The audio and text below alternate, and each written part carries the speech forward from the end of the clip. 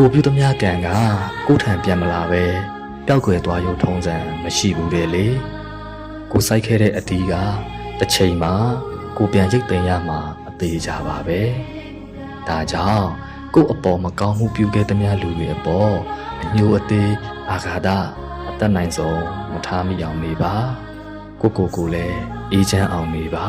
ကိုစိတ်ကလေးလည်းအေးချမ်းအောင်ထားပါသူတစ်ပါးကိုမထိခိုက်ပဲရလာတဲ့ပျော်ရွှင်မှုမျိုးကိုပဲမမောပါ